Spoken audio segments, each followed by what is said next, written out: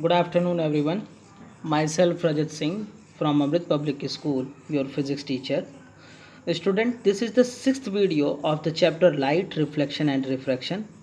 In previous video, I had explained you about image formation by convex mirror and uses of concave and convex mirror. Now in this video, I am going to explain you about sign convention for reflection by spherical mirror and mirror formula. Okay, so have a look, student. The first sign convention is always the object is placed left side of the mirror, means uh, here it is pole, the pole is act as a origin, so we always place the object in the left side of the pole. Okay, all the distance parallel to the principal axis, means if we measure the distance from the pole to the object or the distance from the pole to the image is always taken as parallel to the principal axis. Okay, all the distance measured to the right of the origin are taken as positive, but distance parallel to the left of the origin are taken as negative.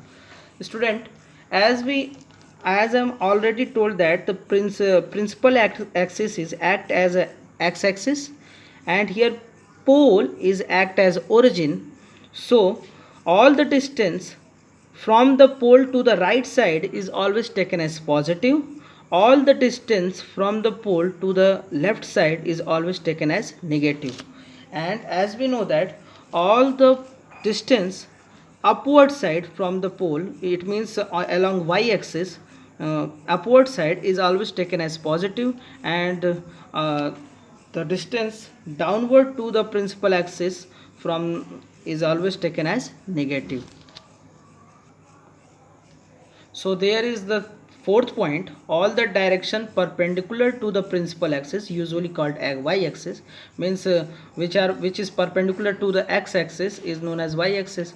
The distance measured above the principal axis are taken as positive, and the distance measured below the principal axis are taken as negative. Means the height of the object is always taken as positive, but the height of the real image is always taken as negative. Now the mirror formula. Mirror formula is a definite relation between the object distance, means the distance between the from the pole to the object, and the distance between from the pole to the image, means v, and the focal length is known as mirror formula. It is given here 1 upon f is equal to 1 upon v plus 1 upon u. Here f is the focal length of the mirror, v is the distance of the image from the pole of the mirror, and u is the distance of the object from the pole of the spherical mirror. Now here is written one point which is always remind when we going to solve the numerical. The focal length and the radius of curvature of concave mirror are taken as negative because it is always left side of the pole, but for the convex mirror it is always taken as positive because the focus and the focal length is always found to be right side of the pole, because convex mirror focus is virtual. Okay, and now the further topic I will explain in next video. So thanks and have a nice day.